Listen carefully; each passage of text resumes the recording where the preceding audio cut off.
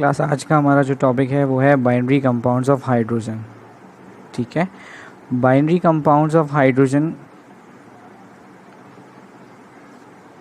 का मतलब है आपके पास एक ऐसा कंपाउंड है जिसके अंदर सिर्फ दो एलिमेंट्स हैं और उनमें से भी एक हाइड्रोजन है।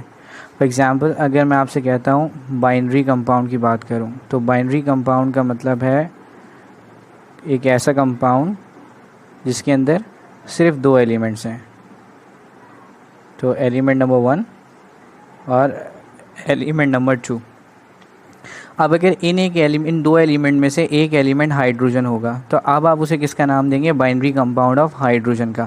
फॉर एग्जांपल अगर मैं आपसे कहता हूँ HCl, देखें HCl एक कंपाउंड है जिसके अंदर सिर्फ दो एलिमेंट्स हैं, एक हाइड्रोजन है और एक क्लोरीन है, तो ये बाइनरी कंपाउंड है और इनमें से एक क्योंकि हाइड्रोजन है तो आप इसे किसका नाम देंगे? Binary compound of hydrogen. या तो आप इसे बाइनरी कंपाउंड ऑफ हाइड्रोजन कहते हैं या फिर आप इसे क्या कहते हैं? हाइड्राइड्स। ठीक है, इसी तरह से अगर हम एक एग्जांपल लें वाटर की तो देखें इसमें भी दो तरह के एलिमेंट्स हैं। एटम्स तो इसमें 3 हैं। अगर मैं आपसे एटम्स की बात करूं तो एटम्स इसके अंदर 3 हैं, ये 2 हाइड्रोजन के और एक ऑक्सीजन का। लेकिन अगर एलिमेंट की बात करें तो एलिमेंट की टाइप्स इसमें सिर्फ 2 हैं, एक हाइड्रोजन है और एक ऑक्सीजन है, तो ये भी एक बाइनरी कंपाउंड है। और क्योंकि इनमें से भी एक हाइड्रोजन है तो ये भी क्या कहलाएगा? बाइनरी कंपाउंड ऑफ हाइड्रोजन या फिर हाइड्राइड। अगर मैं आपसे NaCl की बात करूं तो NaCl के अंदर भी दो एलिमेंट हैं, एक सोडियम और एक क्लोरीन। ठीक है, यस बाइनरी कंपाउंड तो है लेकिन बाइनरी कंपाउंड ऑफ हाइड्रोजन नहीं है, क्योंकि दो एलिमेंट में से एक हाइड्रोजन नहीं है। तो बाइनरी कंपाउंड है लेकिन बाइनरी कंपाउंड ऑफ हाइड्रोजन नहीं है। तो बाइनरी कंपाउंड ऑफ हाइड्रोजन का मतलब है कोई भी ऐसा कंपाउंड जिसके अंदर सिर्फ दो एलिमेंट्स हो, ठीक है, और उनमें से भी एक कौन सा हो? हाइड्रोजन हो, तो उसे आप बाइनरी कंपाउंड ऑफ हाइड्रोजन कहते हैं या फिर आप उसे हाइड्राइड्स कहते हैं। अब इन हाइड्राइड्स की एग्जांपल्स या टाइप्स को डिस्कस करें तो 6 हैं, जिसमें से पहली आयोनिक हाइड्राइड्स है। आयनिक हाइड्राइड्स क्या होते हैं? अगर हाइड्रोजन कंबाइन हो रहा है फर्स्ट ए ग्रुप से या सेकेंड ए ग्रुप से तो आप लिखेंगे कैसे? बाइनरी कंपाउंड्स ऑफ हाइड्रोजन, ठीक है, विद द एलिमेंट्स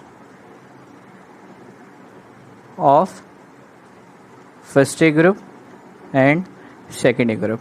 अब सेकेंड ए ग्रुप में से आपने याद रखना है कि ब्रिलियम और मैग्नीशियम को आपने नहीं पढ़ना है इसमें से, तो ब्रिलियम और मैग्नीशियम को छोड़ के बाकी पूरा सेकेंड ए ग्रुप से आप डील करेंगे अगर हाइड्रोजन कंबाइन हो रहा है फर्स्ट ए ग्रुप से या सेकेंड ए ग्रुप से। ठीक है, लेकिन सेकेंड ए ग्रुप से आपने किसे छोड़ना है? ब्रिलियम और मैग्नीशियम को। अब ये आपके पास क्या कहलाएंगे? आयनिक हाइड्राइड्स। ठीक है, अब फर्स्ट ए ग्रुप की कुछ एग्जांपल्स पढ़ लेते हैं। फर्स्ट ए ग्रुप के एलिमेंट्स की अगर हम एग्जांपल देखें तो फर्स्ट ए ग्रुप के एलिमेंट्स की एग्जांपल में आ जाएगा लिथियम, सोडियम, पोटेशियम। ठीक है, और भी होती हैं रुबिडियम, सीजियम, फ्रेंशियम। फिलहाल ये 3 आप याद रख लीजिए फर्स्ट ए ग्रुप से, लिथियम, सोडियम, पोटेशियम। सेकेंड ए ग्रुप से ब्रिलियम, मैग्नीशियम, कैल्शियम, स्ट्रॉन्शियम। जिसमें से ब्रिलियम और मैग्नीशियम तो आपको नहीं पढ़ना, तो इसमें मैं क्रॉस लगा रहा हूँ। ठीक है, तो या तो आप कैल्शियम को पढ़ेंगे या स्ट्रॉन्शियम को पढ़ेंगे या बेरियम को पढ़ेंगे। बस आप 2 ही याद रख लीजिए, कैल्शियम, स्ट्रॉन्शियम। यहाँ से आप याद रख लीजिए लिथियम, सोडियम, पोटेशियम। अब हम आ जाते हैं प्रिपरेशन के ऊपर। मेथड ऑफ प्रिपरेशन बिल्कुल सिंपल है। अगर हम प्रिपरेशन को डील करें सो पहले हम प्रिपरेशन कर लेते हैं फर्स्ट ए ग्रुप के हाइड्राइड्स की। ठीक है, अच्छा याद रखिएगा फर्स्ट ए ग्रुप पे +1 चार्ज होता है, ये आपने पहले भी पढ़ा है।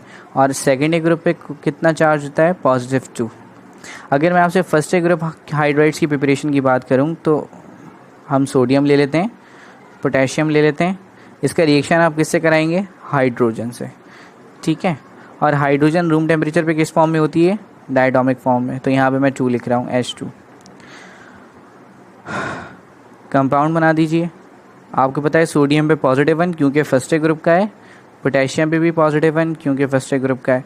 हाइड्रोजन पे आपको पता है या तो पॉजिटिव होता है या नेगेटिव होता है। सोडियम पे पॉजिटिव है इसलिए इस पर नेगेटिव कंसिडर कर रहे हैं। इस तरह से यहाँ पोटेशियम पे पॉजिटिव है तो हम यहाँ पे नेगेटिव कंसिडर कर रहे हैं। +1 -1 कैंसिल, यहाँ भी +1 और -1 कैंसिल। फॉर्मूला आपके पास क्या बन जाएगा, NaH। इसी तरह से यहाँ क्या बन जाएगा, KaH। अब इसे बैलेंस कर दीजिए। यहाँ पे सोडियम देखिए 1 है, यहाँ भी 1 है। इस तरह से यहाँ पोटेशियम 1 है, यहाँ भी 1 है। हाइड्रोजन यहाँ पे कितने हैं, 2 हैं। यहाँ पे कितने हैं, 1। तो यहाँ बैलेंस करने के लिए मुझे 2 लगाना पड़ेगा। जब मैं यहाँ बैलेंस करने के लिए 2 लगाऊंगा तो सोडियम भी 2 हो जाएंगे, तो मैं यहाँ भी 2 मेंशन करूँगा। इसी तरह से सेकंड वाली इक्वेशन पे आ जाइए। यहाँ देखिए हाइड्रोजन 2 हैं, यहाँ 1 है, तो बैलेंस करने के लिए मैं यहाँ 2 लगाऊंगा। और जब यहाँ 2 लगाएंगे तो पोटेशियम 2 हो जाएंगे, इसलिए पोटेशियम के साथ भी मुझे 2 मेंशन करना पड़ेगा। ठीक है, अब हम आ जाते हैं सेकेंडरी ग्रुप के हाइड्राइड्स के ऊपर।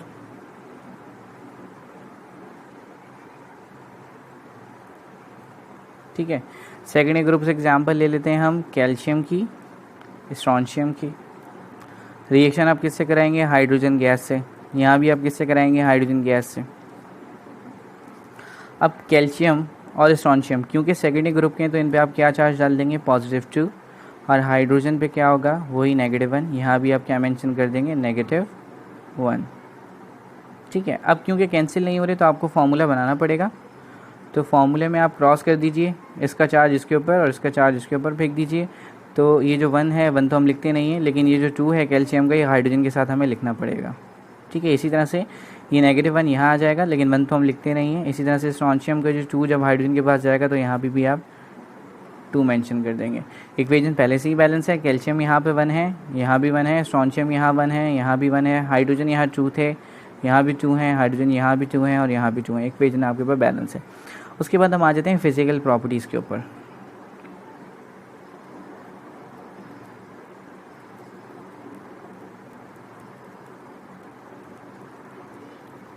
ठीक है,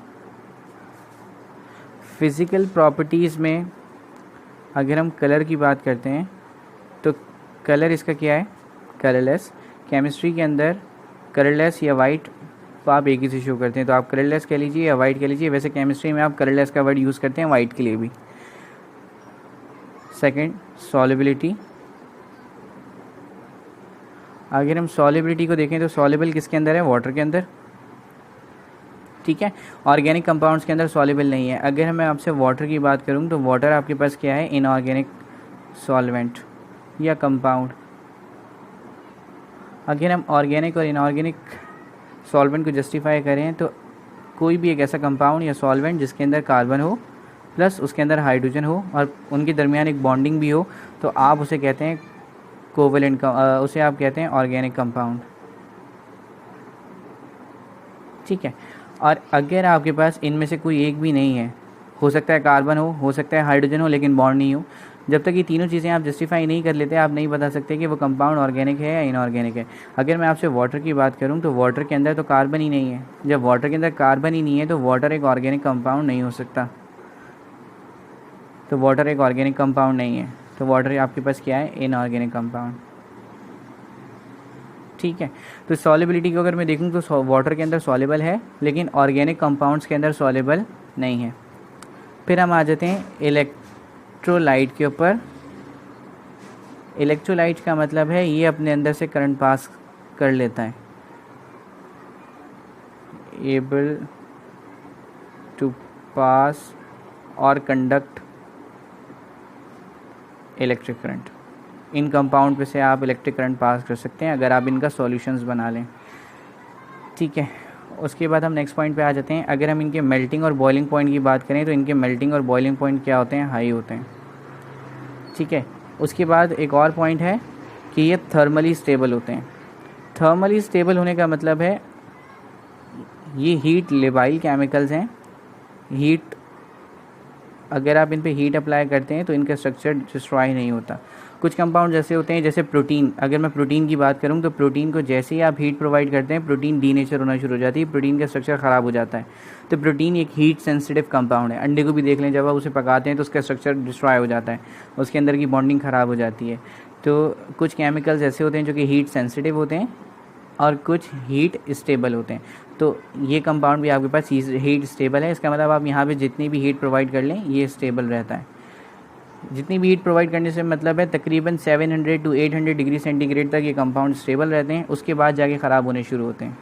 ठीक है, यूजेस क्या हैं? यूजेस केमिकल प्रॉपर्टीज़ के साथ ही हम पढ़ेंगे। जैसे अगर हम केमिकल प्रॉपर्टीज़ की बात करें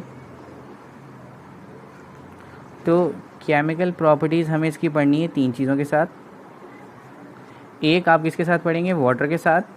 फिर आप किसके साथ पढ़ेंगे? एसिड्स के साथ। इसका मतलब 3 चीज़ों के साथ आपने केमिकल प्रॉपर्टीज़ पढ़नी है, वाटर के साथ, एसिड्स के साथ और अल्कोहल्स के साथ। तो क्लास अब हम पहली ही केमिकल प्रॉपर्टी पढ़ लेते हैं वाटर से। ठीक है, केमिकल प्रॉपर्टी का मतलब है जब ये वाटर से रिएक्ट करेगा तो क्या फॉर्म करेगा। अच्छा, अब पहले हम फर्स्ट ग्रुप के लिए काम कर लेते हैं। फर्स्ट ग्रुप की हाइड्राइड की एग्जांपल क्या है? NaH, ठीक है, और KH। रिएक्शन करवा देते हैं इसका वाटर के साथ। अच्छा देखिए, वाटर को आप जब भी ऑर्गेनिक केमिस्ट्री या इनऑर्गेनिक केमिस्ट्री में आप लिखेंगे तो आप कैसे लिखेंगे? HOH। ज़्यादा बेहतर है आप इसे ऐसे लिख दीजिए, HOH की फॉर्म में। ठीक है। अच्छा देखिए, Na पे पॉजिटिव 1, हाइड्रोजन पे नेगेटिव 1, ये आपको पता ही है। पोटेशियम पे पॉजिटिव 1, हाइड्रोजन पे नेगेटिव 1। इसी तरह से यहाँ हाइड्रोजन पे नेगेटिव पॉजिटिव 1 होता है और OH पे नेगेटिव 1। वाटर के अंदर जब भी H आएगा तो उस पर पॉजिटिव होगा और OH आएगा तो उस पर नेगेटिव होगा। अब देखें, आपको पता है सोडियम पे पॉजिटिव चार्ज है और OH पे नेगेटिव है, तो जाहिर है ये इसको अट्रैक्ट करेगा। ठीक है, और ये किसको अट्रैक्ट करेगा? ये से अट्रैक्ट करेगा। तो फॉर्म कर देते हैं NaOH। Na पे पॉजिटिव 1, OH में नेगेटिव 1, कैंसिल आउट हो जाएंगे, फॉर्मूला NaOH ही होगा। सेकंड क्या है? H और H मिलेंगे तो क्या बनाएगा? H2, simple. ठीक है, ये वाले इक्वेशन पे आ जाते हैं। K किससे मिलेगा जाके? OH के साथ, तो क्या बना लेगा? KOH। K पे कितना चार्ज होता है? पॉजिटिव 1 और OH पे नेगेटिव 1, कैंसिल आउट हो जाएंगे, फॉर्मूला क्या बनेगा? KOH। साथ में यहाँ पे H नेगेटिव है, यहाँ पे H पॉजिटिव है, दोनों जुड़ जाएंगे आपस में और क्या बना लेंगे? Hydrogen gas. अब हम पढ़ लेते हैं सेकेंड ए ग्रुप के लिए। सेकेंड ए ग्रुप की एग्जांपल्स आपको पता है, एक हमने कैल्शियम पढ़ी थी और एक हमने स्ट्रोंशियम पढ़ी थी। तो कैल्शियम हाइड्राइड का फार्मूला ये था, स्ट्रोंशियम हाइड्राइड का फार्मूला ये था, अभी हमने प्रिपेयर किया है। अगर इसका रिएक्शन हम वाटर से करवाएँ तो स्ट्रोंशियम पे कैल्शियम पे 2 पॉजिटिव, हाइड्रोजन पे नेगेटिव 1, स्ट्रोंशियम पे भी 2 पॉजिटिव। क्यों? क्योंकि सेकेंडरी ग्रुप का है। H पे पॉजिटिव 1, OH पे नेगेटिव 1, H पे पॉजिटिव 1, OH पे नेगेटिव 1। अब आपको पता है कैल्शियम पे पॉजिटिव है, H पे नेगेटिव है, तो कैल्शियम किससे जुड़ेगा जाके? OH के साथ। इसी तरह से स्ट्रोंशियम पे पॉजिटिव है, OH पे नेगेटिव है, तो स्ट्रोंशियम किससे जुड़ेगा जाके? OH के साथ। फॉर्मूला बना देते हैं, Ca2 पॉजिटिव, OH नेगेटिव 1। इसी तरह से Sr 2 पॉजिटिव, OH नेगेटिव 1। ठीक है।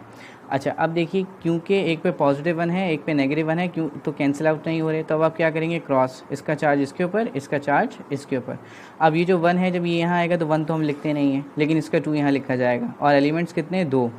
तो जब भी एक से ज़्यादा एलिमेंट्स होते हैं तो आप ब्रैकेट यूज़ करते हैं। आप क्या लिख देंगे? 2। इसी तरह से यहाँ देखिए, इसका चार्ज इसके ऊपर, इसका चार्ज इसके ऊपर, यहाँ भी 2 एलिमेंट्स हैं तो ब्रैकेट लगा के 2। अच्छा, अब आ जाइए, यहाँ देखिए, यहाँ से क्या बचा है आपके पास? H2, और यहाँ से क्या बचा है? H। और दूसरी बात एक और अगर हम देखें तो यहाँ पे OH कितने यूज़ हो रहे हैं? 2 यूज़ हो रहे हैं। देखें ब्रैकेट के बाहर OH पे 2 लगा हुआ है, और यहाँ देखें OH कितने? सिर्फ एक ही है। तो इसका मतलब बैलेंस करने के लिए मुझे यहाँ पे 2 लगाना पड़ेगा, क्योंकि यहाँ पे देखें OH कितने हैं? ये OH ब्रैकेट के बाहर 2 लिखा हुआ है ना, तो इसका मतलब ये OH की क्वान्टिटी 2 है। तो एक वाटर में से तो एक ही OH आ सकता है, तो बैलेंस करने के लिए मैंने यहाँ 2 लगाया। इसी तरह से यहाँ देखिए OH की क्वांटिटी कितनी है? 2 है, तो यहाँ भी बैलेंस करने के लिए मुझे क्या लगाना पड़ेगा? 2 लगाना पड़ेगा। अब देखें, 2 हाइड्रोजन ये रहे और 2 हाइड्रोजन ये रहे, कितने हो गए? 4। तो 4 हाइड्रोजन को आप कैसे लिखेंगे? 2H2, 4 हाइड्रोजन हो गए। इसी तरह से यहाँ देखिए H2 और 2H, कितने हो गए? 4 हाइड्रोजन। इस 4 हाइड्रोजन को भी आप कैसे लिखेंगे? 2H2। कंक्लूजन क्या है कि जब आप आयनिक हाइड्राइड का रिएक्शन कराते हैं वाटर के साथ तो क्या चीज़ प्रोड्यूस होती है? Hydrogen gas. ये देख लीजिए, ये देख लीजिए, ये देख लीजिए, ये देख लीजिए। इसका मतलब जहाँ कहीं भी आप आयनिक हाइड्राइड का रिएक्शन कराएंगे वाटर के साथ तो आपके पास हाइड्रोजन गैस प्रोड्यूस होगी। सिंपल।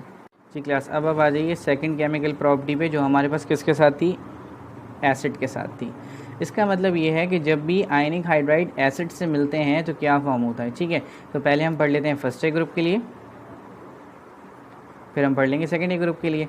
अब फर्स्ट ग्रुप के लिए जब आप इसे पढ़ेंगे तो फर्स्ट ग्रुप के हाइड्राइड की एग्जांपल क्या है, NaH और इस तरह से KH।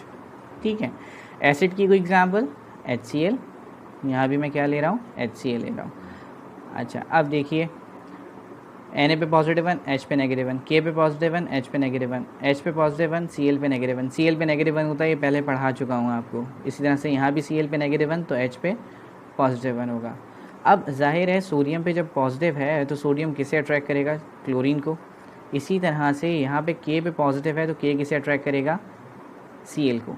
तो यहाँ क्या फॉर्म हो जाएगा, NaCl, Na पे पॉजिटिव 1, Cl पे नेगेटिव 1, फॉर्मूला यही बन जाएगा। इसी तरह से यहाँ देखिए K किसे अट्रैक्ट करेगा, Cl को, तो K पे पॉजिटिव 1 होता है और Cl पे नेगेटिव 1, कैंसिल हो जाएंगे, फॉर्मूला क्या बनेगा, KCl।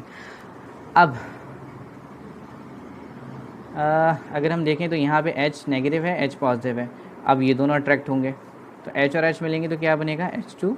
इस तरह से यहाँ देखिए H क्या फॉर्म हो जाएगा, H2। ये तो हो गया फर्स्ट ग्रुप के लिए। अब हम आ जाते हैं सेकेंडरी ग्रुप के ऊपर। अच्छा देखिए, सेकेंडरी ग्रुप की एग्जांपल्स हमने क्या पढ़ी थी, कैल्शियम हाइड्राइड और स्ट्रोंशियम हाइड्राइड। तो जब ये किसी एसिड से रिएक्शन करेंगे लाइक HCl, सो कैल्शियम पे 2 पॉजिटिव होता है, स्ट्रोंशियम पे 2 पॉजिटिव होता है क्योंकि सेकेंडरी ग्रुप के हैं, हाइड्रोजन पे नेगेटिव 1 नेगेटिव 1। इस तरह से Cl पे नेगेटिव 1 होता है, ये आप पहले बहुत दफ़ा पढ़ चुके हैं। तो फिर हाइड्रोजन पे क्या होगा, पॉजिटिव 1। Cl किसे अट्रैक्ट करेगा जाके, कैल्शियम को। इस तरह से यहाँ पे स्ट्रोंशियम किसे अट्रैक्ट करेगा जाके, Cl को, क्योंकि स्ट्रोंशियम पे पॉजिटिव है और Cl पे नेगेटिव है, अपोजिट साइन से अट्रैक्ट करते हैं। तो यहाँ पे Cl, इस तरह से यहाँ SrCl। अब Ca पे कितना चार्ज है, 2 पॉजिटिव, क्लोरीन पे कितना चार्ज है, नेगेटिव 1। ठीक है, इसी तरह से यहाँ पे Sr पे 2 पॉजिटिव, Cl पे नेगेटिव 1। फॉर्मूला क्या बनेगा, देखें क्योंकि कैंसिल नहीं हो रही तो इसका चार्ज इसके ऊपर और इसका चार्ज इसके ऊपर। इसका मतलब ये जो नेगेटिव 1 है ये यहाँ आ जाएगा और ये 2 है ये यहाँ चला जाएगा। 1 तो हम लिखते नहीं हैं, तो फॉर्मूला क्या बन जाएगा, CaCl2। इस तरह से यहाँ क्या बन जाएगा, SrCl2। क्योंकि यहाँ क्लोरीन कितने हैं, 2 हैं, यहाँ भी देखें क्लोरीन कितने हैं, 2 हैं, जबकि यहाँ देखें क्लोरीन कितने हैं, 1 है। इसका मतलब बैलेंस करने के लिए 2 लगाना पड़ेगा। जो काम यहाँ होगा वही काम यहाँ होगा, सेम है बिल्कुल। ठीक है, अब आगे चलिए, यहाँ पे देखें H2 है और यहाँ पे कितने H हैं, 2H हैं। जब ये दोनों एक दूसरे को अट्रैक्ट करेंगे तो क्या बनेंगे, 4 हाइड्रोजन, जिसे आप लिखेंगे कैसे, 2H2। इसी तरह से यहाँ 2 हाइड्रोजन है, यहाँ भी 2 हाइड्रोजन है, तो कितने हो गए, 4H2, जिसे आप लिखेंगे कैसे, 2H2। यहाँ भी आपने क्या नोट किया है, पहले हमने क्या नोट किया था कि जब भी आयनिक हाइड्राइड वाटर से मिलते हैं तो हाइड्रोजन गैस प्रोड्यूस होती है, और अब हमने क्या नोट किया, आयनिक हाइड्राइड जब भी एसिड से मिलते हैं तो भी हाइड्रोजन गैस प्रोड्यूस होती है। तो यहाँ भी क्या प्रोड्यूस हो रही है, हाइड्रोजन गैस। अच्छा देखिए, अब हम आ जाते हैं लास्ट प्रिपरेशन के ऊपर, लास्ट केमिकल प्रॉपर्टी के ऊपर, जो हमारे पास किसके साथ है, अल्कोहल के साथ है। ठीक है, अच्छा देखिए, अल्कोहल बहुत सारी तरह के होते हैं। हम यहाँ पे जो अल्कोहल यूज़ कर रहे हैं वो हम यूज़ कर रहे हैं इथाइल अल्कोहल। ठीक है, या तो आप इसे इथाइल अल्कोहल कह लीजिए या फिर आप इसे एथानॉल कह लीजिए। उर्दू में हम इसे पक्की शराब कहते हैं। और एक और होती है कच्ची, जो कि मिथाइल होती है। फिलहाल इथाइल अल्कोहल हम यहाँ पे यूज़ कर रहे हैं, इसका दूसरा नाम क्या है, एथानॉल। अच्छा, फर्स्ट ग्रुप के लिए पढ़ लेते हैं, कोई भी एक पढ़ लेते हैं, जैसे NaH। ठीक है, और यहाँ पे सेकेंडरी ग्रुप के लिए पढ़ लेते हैं, जैसे CaH2। अब अल्कोहल का, इथाइल अल्कोहल का फॉर्मूला क्या होता है, C2H5OH। इसी तरह से यहाँ भी इथाइल अल्कोहल से रिएक्शन करेंगे तो फॉर्मूला क्या होगा, C2H5OH। अब देखिए, Na पे पॉजिटिव 1, H पे नेगेटिव 1, Na पे Ca पे 2 पॉजिटिव और हाइड्रोजन पे नेगेटिव 1। इसी तरह से इस पूरे हिस्से पे नेगेटिव 1 होता है और हाइड्रोजन पे पॉजिटिव 1 होता है। इस पूरे हिस्से पे नेगेटिव 1 होता है, इस पे पॉजिटिव 1 होता है। क्योंकि अल्कोहल आया पहली दफ़ा है आपके सामने, तो इसलिए आपको इसके चार्जेस नहीं पता। अब अगली दफ़ा आएगा तो आपको पता होंगे कि कैसे ब्रेक होता है। ठीक है, अब देखें, Na किसे अट्रैक्ट करेगा जाके, Na किसे अट्रैक्ट करेगा, नेगेटिव वाले को। ठीक है, नेगेटिव वाले को, तो इसकी जगह होगा क्या, ये जो H है ये हट जाएगा और इसकी जगह क्या आ जाएगा, देखें C2H5O अपनी जगह पे ही रहेगा बिल्कुल, और जो Na है ये यहाँ पे आके लग जाएगा। तो Na पे पॉजिटिव 1, इस पे नेगेटिव 1 कैंसिल आउट हो जाएंगे। ठीक है, अच्छा यहाँ आ जाइए, इसी तरह से ये कैल्शियम किसे अट्रैक्ट करेगा जाके, इस नेगेटिव वाले को, तो ये अपनी जगह पे बिल्कुल ऐसे ही रहेगा, इसके साथ ये जो H है ये निकल जाएगा। तो C2H5O इसके साथ Ca लिख देंगे। इस पे आपको पता है -1 होता है और कैल्शियम पे आपको पता है 2 पॉजिटिव होता है, ठीक है। अच्छा, अब देखिए इसका चार्ज इसके ऊपर और इसका चार्ज इसके ऊपर, तो फॉर्मूला क्या बनेगा। अब 1 तो हम लिखते नहीं है, लेकिन इसका जो 2 है वो यहाँ लिखना पड़ेगा, और एक एलिमेंट नहीं है, बहुत सारे एलिमेंट से देखें तो आपको क्या यूज़ करना पड़ेगा, ब्रैकेट। अच्छा, अब यहाँ देखिए, यहाँ तो ये आपने एक ही दफ़ा यूज़ किया है, ठीक है, लेकिन यहाँ देखें ब्रैकेट के बाहर क्या लिखा हुआ है, 2, इसका मतलब ये केमिकल आपने 2 दफ़ा यूज़ किया है, C2H5। तो बैलेंस करने के लिए मुझे यहाँ पे क्या लगाना पड़ेगा, 2 लगाना पड़ेगा, सही है। अब यहाँ से क्या बचा है आपके पास, H, और यहाँ से भी क्या बचा है, H। तो ये H H मिलेंगे तो क्या बना लेगा, H2। यहाँ देखिए, यहाँ पे कितने H हैं, 2H हैं, और यहाँ पे C2H5OH, ठीक है। ये 2 दफ़ा है, इसका मतलब ये 2 है, इसका मतलब 2C2 हैं, 2H5 हैं, 2 दफ़ा ही O है और 2 दफ़ा ही H है, ये 2 सबके साथ होता है। तो यहाँ भी H2 हैं, यहाँ भी H2 हैं, तो कितने H हो गए, 4। तो इसे आप लिखेंगे कैसे, 2H2। यहाँ पे भी आपकी कंक्लूजन क्या है कि जब भी आयनिक हाइड्राइड इथाइल अल्कोहल से मिलता है तो भी क्या फॉर्म करता है, हाइड्रोजन गैस। तो इसकी केमिकल प्रॉपर्टी आपको क्या सिखा रही है कि आयनिक हाइड्राइड किससे कंबाइन हो रहे हैं, वाटर से कंबाइन हो रहे हैं, एसिड से कंबाइन हो रहे हैं, ये अल्कोहल से कंबाइन हो रहे हैं, फॉर्म क्या हो रहा है, हाइड्रोजन गैस फॉर्म हो रही है। ये कंक्लूजन थी। यहाँ पे आयनिक हाइड्राइड खत्म हो गया है।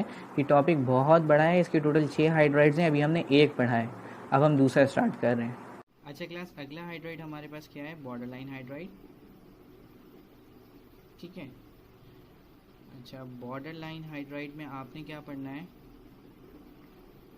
कि बाइनरी कंपाउंड्स ऑफ हाइड्रोजन, इसका मतलब बाइनरी कंपाउंड्स हैं हाइड्रोजन के। अब इसमें आप पढ़ेंगे क्या, फर्स्ट बी, सेकंड बी और थर्ड ए।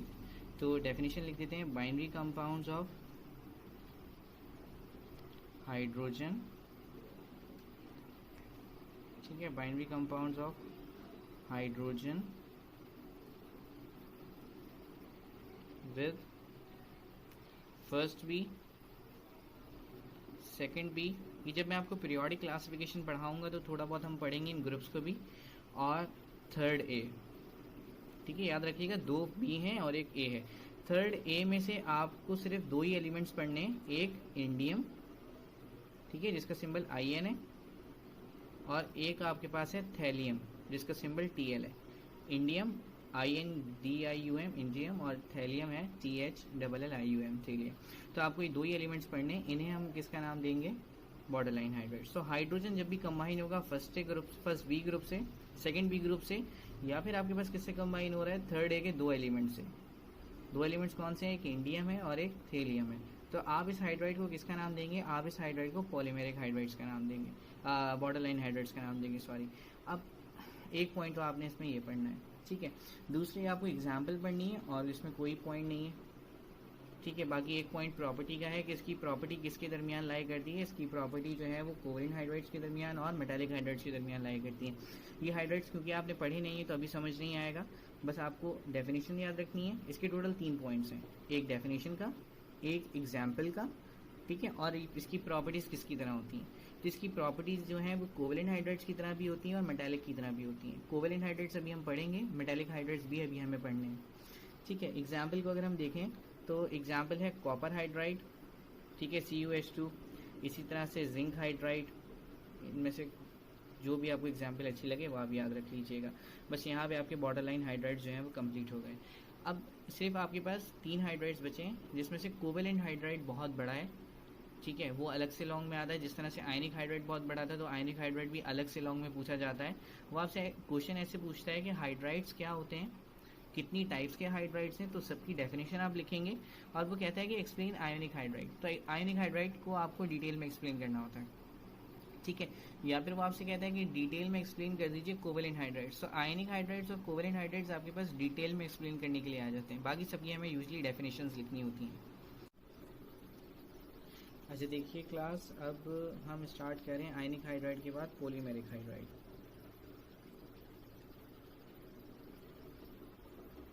ठीक है।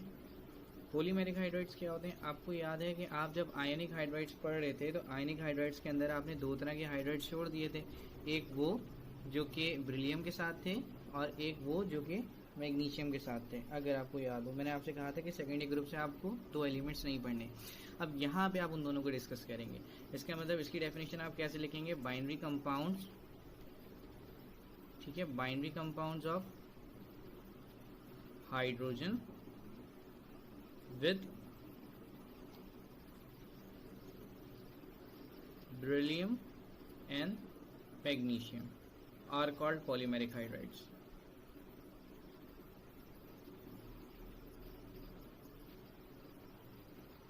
ये तो हो गई डेफिनेशन।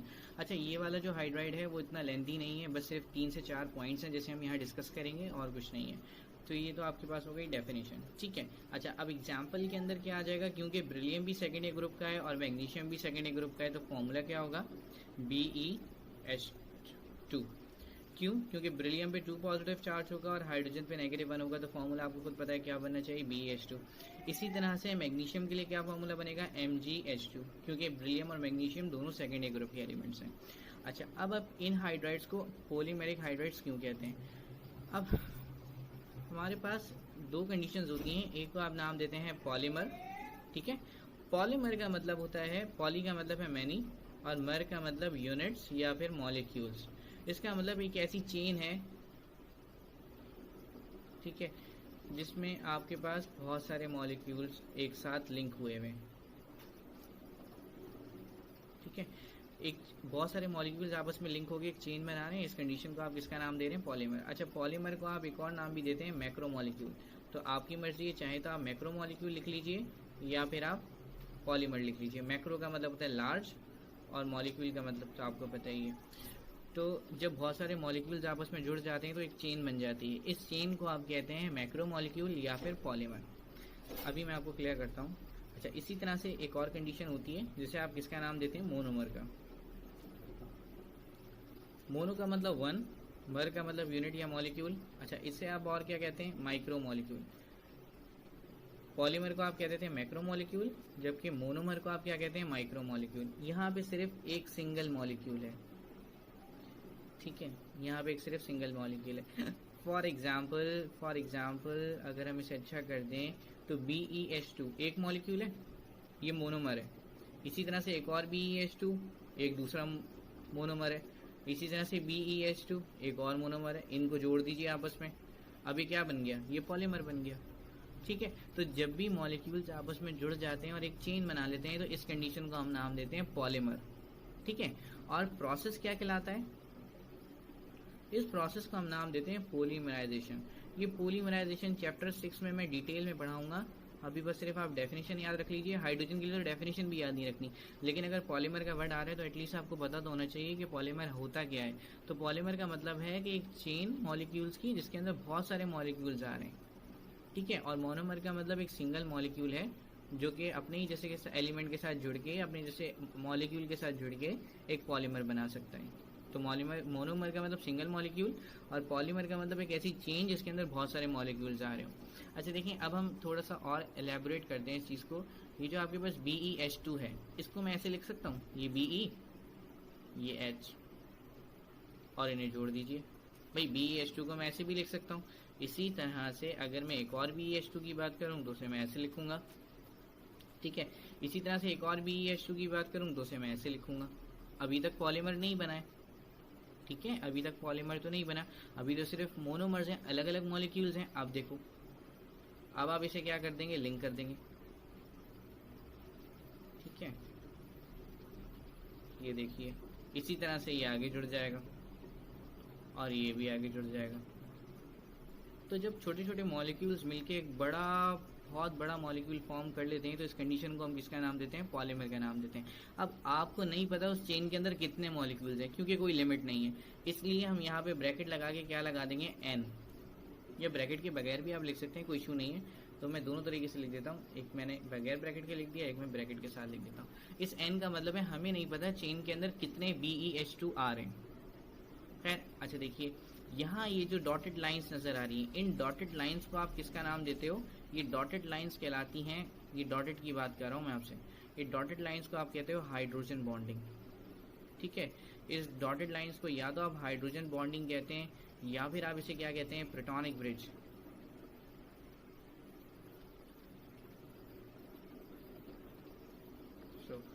बस पॉलीमेरिक हाइड्राइड्स में बस यही था। इसकी एक प्रॉपर्टी का पॉइंट है, वो आप नोट से पढ़ लीजिएगा, उसमें कुछ नहीं है कि इसकी प्रॉपर्टीज़ जो हैं वो इंटरमीडिएट होती हैं आयनिक से और कोवेलेंट से, तो उसमें कुछ नहीं है। इस आखिरी पॉइंट को आप नोट से पढ़ लीजिएगा, वो आसान सा पॉइंट है, याद करने वाला है। जितने भी कॉन्सेप्ट थे, जो भी पॉलीमर का कॉन्सेप्ट था, वो मैंने यहाँ क्लियर कर दिया है। बस यहाँ पे पॉलीमेरिक हाइड्राइड कंप्लीट हो गया आपका। अच्छा क्लास, लास्ट टाइम हमने 3 हाइड्राइड डिस्कस कर लिए थे। आज हम जो हाइड्राइड डिस्कस करेंगे वो कोवेलेंट हाइड्राइड है, नंबर 4। और कोवेलेंट हाइड्राइड्स हम कहते कैसे हैं कि जब भी हाइड्रोजन कंबाइन होगा किससे, थर्ड ए ग्रुप से लेके सेवन्थ ए ग्रुप तक। 8 ए ग्रुप को हमने इंक्लूड क्यों नहीं किया, क्योंकि 8 ए ग्रुप का ऑक्टेट कंप्लीट होता है, उनका शेल कंप्लीट होता है, इसलिए उन्हें इलेक्ट्रॉन की ज़रूरत ही नहीं होती, इसलिए वो रिएक्शन नहीं करते। ठीक है, आपके पास जो 8 ए ग्रुप है वो इनर्ट है, वो 8 ए ग्रुप वाले कभी भी रिएक्शंस नहीं करते क्योंकि वो ऑलरेडी स्टेबल होते हैं। तो इसमें आपको कहाँ से पढ़ना है, थर्ड ए से सेवन्थ ए तक। तो आप क्या लिखेंगे, बाइनरी कंपाउंड्स ऑफ हाइड्रोजन, जैसे हम डेफिनेशन लिखते हैं बिल्कुल हम इसे वैसे ही कवर करेंगे।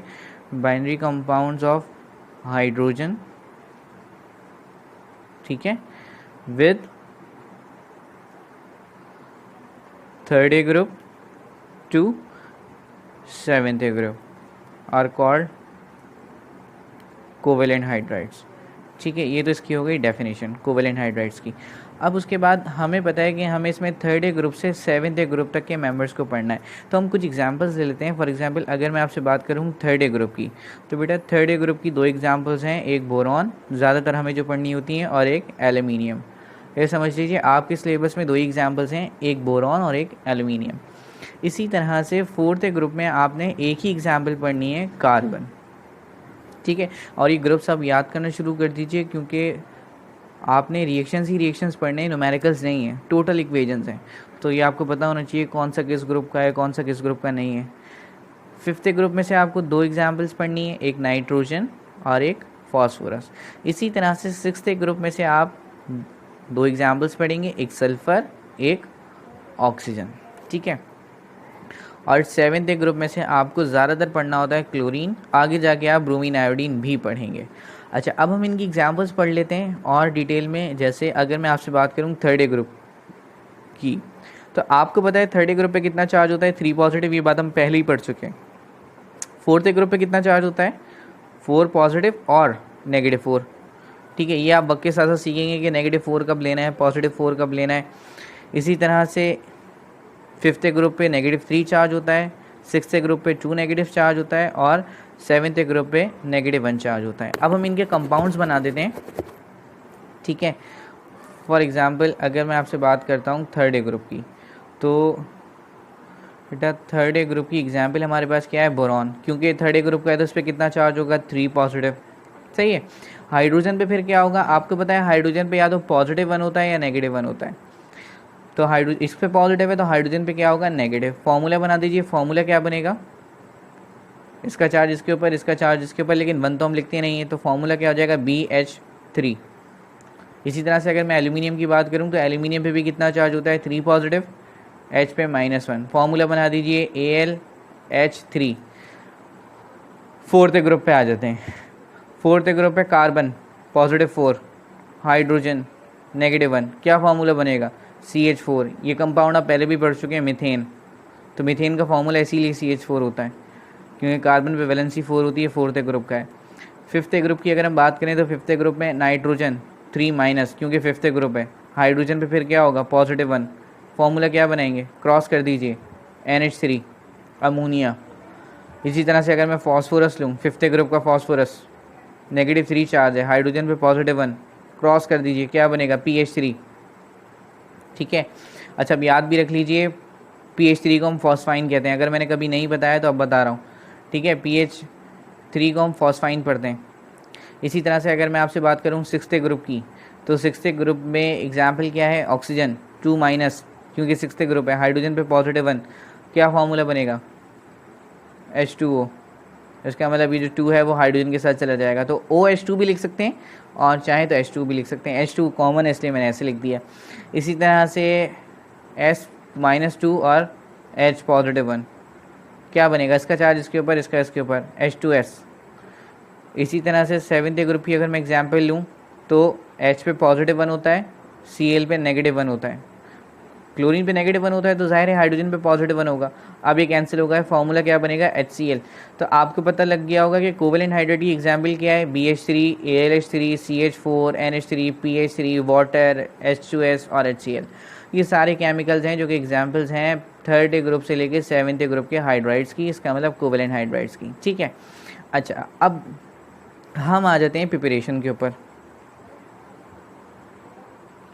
प्रिपरेशन भी एक बहुत इंपॉर्टेंट है। अब प्रिपरेशन देखें, इसकी 2 तरीक़ों से कर सकते हैं। एक होती है डायरेक्ट मेथड, एक टाइप की प्रिपरेशन को आप क्या कहते हैं, डायरेक्ट मेथड, और सेकंड टाइप की प्रिपरेशन को आप क्या कहते हैं, इनडायरेक्ट मेथड। अब डायरेक्ट मेथड और इनडायरेक्ट मेथड में क्या फ़र्क है, देखें। फॉर एग्ज़ाम्पल मुझे क्या प्रिपेयर करना है, मुझे प्रिपेयर करना है HCl, ठीक है। अब HCl को तैयार करने के लिए आपको पता है आपके पास 2 चीज़ें रिक्वायर हैं, एक हाइड्रोजन और एक क्लोरीन। जब मैं HCl को प्रिपेयर करूँगा तो HCl को प्रिपेयर करने के लिए मुझे 2 चीज़ें चाहिए, एक हाइड्रोजन चाहिए और एक क्लोरीन चाहिए। अब आप क्या लेंगे, एक हाइड्रोजन गैस ले लीजिए, एक क्लोरीन गैस ले लीजिए, HCl बन जाएगा। और जब HCl बन जाएगा, इसका मतलब यहाँ पे आपने जो मेथड यूज़ किया है, ये आपने मेथड यूज़ किया है डायरेक्ट। क्यों इसे डायरेक्ट कह रहे हैं, क्योंकि इसके अंदर आपने एलिमेंटल फॉर्म लिए, जो चाहिए था सिर्फ वही लिए और कुछ नहीं लिया। देखिए हाइड्रोजन की सोर्स हमने क्या यूज़ की है, हाइड्रोजन गैस, जिसके अंदर सिर्फ हाइड्रोजन ही है। मैं ऐसा भी कर सकता था कि हाइड्रोजन की जगह मैं वाटर ले लूँ, H2O में से भी तो आपको H मिल जाएगा। लेकिन अभी क्या कहलाती है, इनडायरेक्ट मेथड। इसका मतलब जब भी हम एलिमेंटल फॉर्म यूज़ करते हैं, तो हम उसे डायरेक्ट मेथड कहते हैं। और जब भी हम कंपाउंड की फॉर्म यूज़ करते हैं तो हम उसे किसका नाम देते हैं, इनडायरेक्ट मेथड। फॉर एग्जांपल अगर मैं हाइड्रोजन अगर मुझे चाहिए तो हाइड्रोजन के लिए मैं हाइड्रोजन गैस लूँ, एलिमेंटल फॉर्म है। लेकिन अगर उसके लिए मैं वाटर ले लूँ, अभी कंपाउंड है, तो कंपाउंड पे आ जाएंगे तो इनडायरेक्ट मेथड। और अगर एलिमेंटल पे ही रहेंगे तो आप उसे किसका नाम देंगे, डायरेक्ट मेथड। पहले मैं डायरेक्ट मेथड पढ़ा रहा हूँ, इनडायरेक्ट मेथड थोड़ा सा मुश्किल है, उस पर आपको ज़्यादा ध्यान देना पड़ेगा। अच्छा देखिए, कोई से भी ग्रुप्स ले लेते हैं। फॉर एग्जांपल एक ग्रुप ले लेते हैं भाई ऑक्सीजन, 6th ग्रुप का ऑक्सीजन, अभी हमने पढ़ा ना वाटर। तो ये देखिए मैं आपको दोबारा दिखा देता हूँ, HCl बना सकते हैं, H2S बना सकते हैं, वाटर बना सकते हैं। तो इसमें से आप जिसकी भी दिल करे प्रिपरेशन लिख दीजिए। एक हम HCl ले लेते हैं, एक हम H2S ले लेते हैं, एक हम वाटर ले लेते हैं। देखिए एग्जाम में तो आपको कोई भी 1 से 2 प्रिपरेशन लिखनी है, ठीक है, लेकिन फिलहाल हमें पढ़नी तो सारी हैं। वाटर का मैं रिएक्शन, ऑक्सीजन का मैं रिएक्शन करा देता हूँ हाइड्रोजन गैस से, क्या बनेगा, HO। आपको पता है ऑक्सीजन पे 2- होता है, हाइड्रोजन पे +1। फॉर्मूला क्या बनेगा, H2O, ठीक है। आपको पता लग गया, अब आप इसे हटा दीजिए। इसका मतलब ये जो काम है ये आपका रफ फ़र्क है। बैलेंस कर दीजिए, ऑक्सीजन कितने 2 हैं तो यहाँ 2 लगा दीजिए। जब यहाँ 2 लगाएंगे तो हाइड्रोजन कितने हो गए 4, यहाँ पे कितने 2, बैलेंस करने के लिए यहाँ 2 लगा देंगे। एक प्रिपरेशन ये हो गई। अगली प्रिपरेशन ले लेते हैं सल्फ़र। सल्फ़र सॉलिड होता है। अच्छा याद रखिएगा, वो नॉन मेटल, ठीक है, जो कि गैस है, तो उसे आप डायटोमिक फॉर्म में लेते हैं। जैसे ऑक्सीजन एक गैस है तो इसे आप किसकी फॉर्म में ले रहे हैं, 2 की फॉर्म में। सल्फ़र सॉलिड है इसलिए सिंगल लेंगे। क्लोरीन गैस होती है, 2 की फॉर्म में लेते हैं। फ्लोरीन गैस होती है। नाइट्रोजन गैस होती है रूम टेम्परेचर पे। तो यूजुअली जो चीज़ें गैसेस के अंदर हैं तो वो हमने नोट किया है कि वो डायटोमिक फॉर्म में। तो अगर कोई चीज़ रूम टेम्परेचर पे डायटोमिक फॉर्म में है तो वो गैस होगी। तो सल्फ़र सॉलिड होता है इसलिए सिंगल ही यूज़ कर रहा हूँ। हाइड्रोजन गैस से कंबाइन कर दीजिए, क्या फॉर्म होगा, H2S। ये आपको पता है हाइड्रोजन पे +1, इस पे -2। तो ज़ाहिर है जब बैलेंस करोगे तो क्रॉस कर दो और ये काम आपके रफ का था। इक्वेशन बैलेंस भी ऑलरेडी। उसके बाद हम आ जाते हैं अगली प्रिपरेशन के ऊपर। अगली प्रिपरेशन आप किससे कर सकते हैं, क्लोरीन से। क्लोरीन गैस होती है, Cl2 लूँगा, हाइड्रोजन मिलके क्या बना लेंगे, HCl। H पे +1, Cl पे -1, कैंसिल आउट हो गया। फॉर्मूला क्या बनेगा, HCl। प्लस यहाँ पे क्लोरीन और हाइड्रोजन कितने हैं, 2 हैं, यहाँ पे दोनों एक हैं। इसका मतलब यहाँ बैलेंस करने के लिए मैं क्या मेंशन कर दूंगा, 2 मेंशन कर दूंगा। डायरेक्ट मेथड आप पढ़ चुके हैं। डायरेक्ट मेथड बहुत आसान था, इनडायरेक्ट मेथड थोड़ा सा मुश्किल है। अच्छा एग्जाम के अंदर याद रखिएगा, एग्जाम के अंदर आपको सिर्फ 2 प्रिपरेशंस लिखनी है। आपके पास क्वेश्चन आएगा कि what is hydride, what are its types and explain covalent hydrides. तो दो डायरेक्ट मेथड लिख दीजिएगा, और जैसे अभी हमने 3 पढ़े तो आप 2 लिख दीजिएगा। इनडायरेक्ट में आपको 5 पढ़ाऊँगा, जिसमें से भी आपको 2 लिखने। तो जो आपको अच्छे लग रहे हैं वो 2 आप याद रख लीजिएगा। फिलहाल हम पढ़ेंगे अभी सारे। तो एक कंपाउंड ले लेते हैं, जैसे अगर मैं कंपाउंड लूँ मैग्नीशियम नाइट्राइड, ठीक है, मैग्नीशियम नाइट्राइड अगर मैं केमिकल लेता हूँ तो ज़रा इसका स्ट्रक्चर बनाते हैं जल्दी से, फॉर्मूला सॉरी। तो Mg का मतलब, मैग्नीशियम का मतलब Mg, आपको पता है मैग्नीशियम पे 2 पॉजिटिव चार्ज होता है, ठीक है, अभी पीछे पढ़ाया, आयनिक हाइड्राइड में पढ़ाया था। नाइट्राइड पे आ जाते हैं, नाइट्राइड कौन से ग्रुप का है, 5th ग्रुप का है, तो उस पर कितना चार्ज होगा, -3। तो फॉर्मूला क्या बनेगा, Mg3N2। ये काम आपके रफर का था, तो इसे आप हटा दीजिए, ठीक है। अब हम इसका रिएक्शन किससे करा देते हैं, वाटर से। वाटर को हमेशा आप कैसे लिखेंगे, HOH की फॉर्म में, ठीक है भाई। देखें यहाँ से आपको हाइड्रोजन मिल जाएगा ना, और हाइड्रोजन इनमें से किसी एलिमेंट के साथ मिलेगा तो क्या बनाएगा, कोवेलेंट हाइड्रेट बनाएगा। अब आपको पता है H पे क्या चार्ज होता है, पॉजिटिव, OH पे क्या होता है, नेगेटिव, Mg पे क्या है, पॉजिटिव, N पे क्या है, नेगेटिव। तो क्योंकि Mg पे पॉजिटिव है तो Mg किसे अट्रैक्ट करेगा, जाके अपोजिट को। बात समझ आ रही है। इसी तरह से N किसे अट्रैक्ट करेगा, क्योंकि N पे नेगेटिव है और हाइड्रोजन पे पॉजिटिव है तो N किसे अट्रैक्ट करेगा, इस H को। जरा फॉर्मूला बना देते हैं, Mg 2 पॉजिटिव, OH -1। फॉर्मूला क्या बनेगा, इसका चार्ज इसके ऊपर, इसका चार्ज इसके ऊपर, तो 1 तो हम लिखते नहीं है, लेकिन ये 2 जब मैं लिखूंगा तो यहाँ पे 2 एलिमेंट्स हैं, ऐसे ही है, तो आप क्या लगाएंगे, ब्रैकेट। ये आपका रफर था, इसे मैंने हटा दिया। अच्छा, साथ साथ इक्वेशन को कोशिश करते हैं बैलेंस भी करते हैं ताकि आसान हो जाए थोड़ा सा। तो यहाँ पे देखें मैग्नीशियम कितने हैं, 3 है, यहाँ पे मैग्नीशियम कितने हैं, 1 है, तो इसे यहाँ पे साथ साथ बैलेंस कर देता हूँ ताकि मुश्किल ना हो। अब हम आ जाते हैं आगे, नाइट्रोजन किससे मिलना था, H के साथ। नाइट्रोजन पे कितना चार्ज होता है, 3-, हाइड्रोजन पे फिर कितना होगा, +1। फॉर्मूला क्या बनेगा, NH3, ठीक है, ये आपका रफर था, इसे हटा दीजिए। अब N यहाँ पे कितने हैं, देखें 2 हैं, यहाँ पे कितने हैं, 1 है, तो इसका मतलब यहाँ बैलेंस करने के लिए मैं क्या लगा दूंगा, 2। अब देख लेते हैं, मैग्नीशियम बैलेंस है, नाइट्रोजन बैलेंस है, तो हमने साथ ही साथ बैलेंस कर दिए थे। ऑक्सीजन पे आ जाते हैं। ऑक्सीजन यहाँ देखें, इस एरो से पहले कितने हैं, 1 है, और एरो के बाद अगर मैं ऑक्सीजन देखूँ तो देखें ये रहा, ब्रैकेट के बाहर ये जो 3 नंबर है ये सबके साथ होता है, याद रखिएगा। ऑक्सीजन एक ब्रैकेट के अंदर है, उस ब्रैकेट के अंदर 2 लगा हुआ है, इसका मतलब O की वैल्यू 2 है, ठीक है, क्योंकि O उस ब्रैकेट के अंदर है और ब्रैकेट के बाहर 2 लिखा हुआ है, इसका मतलब O की क्वांटिटी 2 है, और देखें पीछे 3 लिखा हुआ है, इसका मतलब ये नंबर 3 से मल्टीप्लाई भी होगा। तो ऑक्सीजन आपके पास कितने हो गए, 6। ऑक्सीजन आपके पास कितने हो गए, 6, और यहाँ पे कितने, 1 है, तो इसका मतलब बैलेंस करने के लिए मुझे यहाँ क्या लगाना पड़ेगा, 6 लगाना पड़ेगा।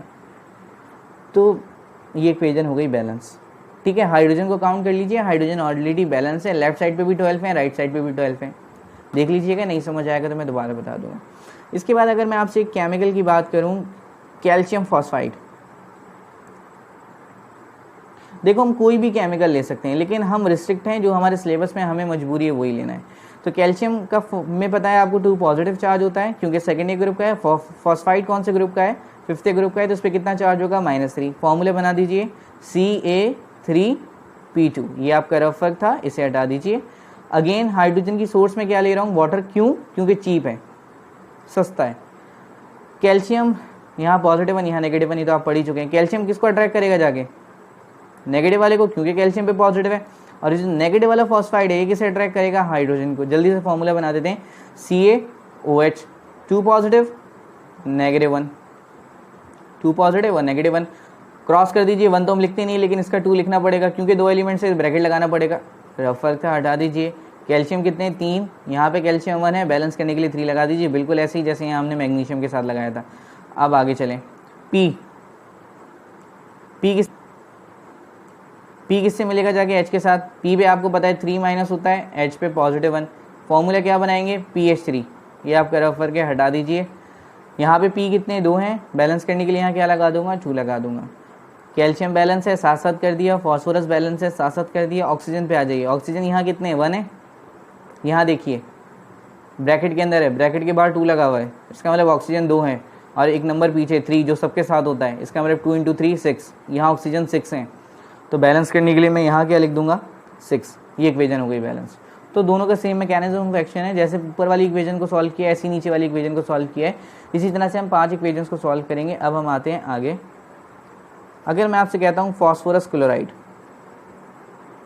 ठीक है, अगर हम फॉस्फोरस क्लोराइड की बात करें, बेटा फॉस्फोरस क्लोराइड में फॉस्फोरस का सिंबल होता है P, क्लोराइड का सिंबल होता है Cl, ठीक है। फॉस्फोरस पे आपको पता है 3- चार्ज होता है और क्लोरीन पे -1 चार्ज होता है। अब आपको पता है एक पे नेगेटिव है, दूसरे पे भी नेगेटिव है, तो ज़ाहिर है अट्रैक्ट नहीं करेंगे, और जब अट्रैक्ट नहीं करेंगे तो कंपाउंड बनेगा कैसे। अब मेरी बात याद रखिएगा कि मैं आपको यहाँ पे एक्सप्लेन कर देता हूँ। जब भी दो एलिमेंट्स आ जाएं सेम नेचर के, फॉर एग्जांपल दोनों पे नेगेटिव चार्ज हो, अब याद रखिएगा जो स्ट्रांग होगा, ठीक है, जो स्ट्रांग होगा वो क्या करेगा, वो इलेक्ट्रॉन ले लेगा, छीन लेगा।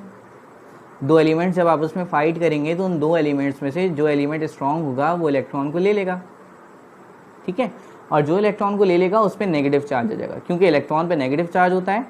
जब वो इलेक्ट्रॉन उस एटम के पास जाएगा तो उस एटम पे नेगेटिव आ जाएगा। इनडायरेक्टली अगर कोई चीज़ स्ट्रांग है तो उस पर नेगेटिव चार्ज होता है। इसी तरह से जब दो लोग लड़ रहे हैं तो एक स्ट्रांग है एक वीक है। क्यों वीक है, क्योंकि एक हार रहा है एक जीत रहा है, इससे हमें पता लगा एक स्ट्रांग है एक वीक है। तो जो वीक होगा वो बेचारा इलेक्ट्रॉन दे देगा, ठीक है, इसने वो इलेक्ट्रॉन ले लिया, इसने वो इलेक्ट्रॉन दे दिया, तो इलेक्ट्रॉन किसी के पास से चला गया तो इलेक्ट्रॉन पे नेगेटिव होता है। जब वो इलेक्ट्रॉन नेगेटिव वाला पार्ट उसके पास से निकल जाएगा तो सिर्फ पॉजिटिव वाला पार्ट रह जाएगा, इसका मतलब उसके पास पॉजिटिव चार्ज आ जाएगा, ठीक है।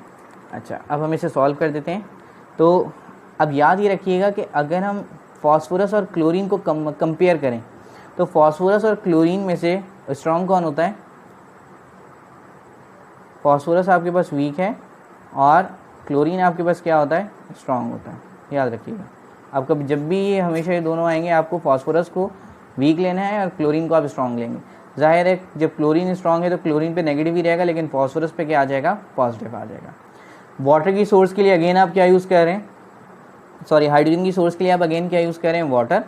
आपको पता है H पॉजिटिव OH नेगेटिव। इसका फॉर्मूला बना दीजिए 1 इसके ऊपर 3 इसके ऊपर, तो 1 तो हम लिखते नहीं है, फॉर्मूला क्या बन जाएगा PCl3, ये आपका रफ वर्क था, हटा दीजिए। पॉजिटिव है किसे अट्रैक्ट करेगा, नेगेटिव को, नेगेटिव है किसे अट्रैक्ट करेगा, पॉजिटिव को। तो P जब OH से अट्रैक्ट होगा तो क्या फॉर्म करेगा, POH। इस पर कितना चार्ज होता है 3 पॉजिटिव और इस पर कितना चार्ज है OH नेगेटिव। क्योंकि जाहिर है 3 लिखा हुआ है और यहाँ पे 2 एलिमेंट्स हैं तो हमें एक ब्रैकेट यूज़ करना पड़ेगा, ठीक है। तो इसे आप ऐसे भी लिख सकते हैं, देखें इसका मतलब क्या है, P O भी कितने 3 और H भी कितने 3, ठीक है। तो इसे आप ऐसे भी लिख दें तो ज़्यादा बेहतर है, H3PO3 लिखा मैंने, ये और ये सेम है, देख लो आप, ठीक है। अब मैंने ऐसे क्यों लिखा, देखें अगर ये इस स्ट्रक्चर को आप देखें तो इस स्ट्रक्चर में आपको ये कंपाउंड बेसिक लग रहा है, क्योंकि आपको ये कंपाउंड ऐसा शो कर रहा है कि ये OH आयन को डोनेट करेगा, ठीक है। और अगर ये OH आयन को डोनेट करेगा वाटर में डिजॉल्व होने के बाद, दैट मीन्स ये बेसिक है। लेकिन जब हमने इसे ऑब्जर्व किया तो ये OH आयन डोनेट नहीं कर रहा था, ये क्या डोनेट कर रहा था, H आयन डोनेट कर रहा था। इसका मतलब इस कंपाउंड की नेचर एसिडिक होती है, ठीक है, ये कंपाउंड एसिडिक है। देखो मैं बहुत आसान करके भी बता सकता हूँ, इससे मिलता है ये बन जाता है। अभी आप में से बहुत सारे लोग पढ़ भी रहे हैं और आप में से बहुत सारे लोग ऐसे ही पढ़ेंगे कि ऐसे बन जाएगा ऐसे बन जाएगा। अभी आप खुद कंपेयर कर लीजिएगा, हाइड्राइड्स का टॉपिक आपको एक मैंने पढ़ाया है और एक आप कहीं और से पढ़ेंगे, दोनों में कंपेरिजन आपको खुद पता लग जाएगा।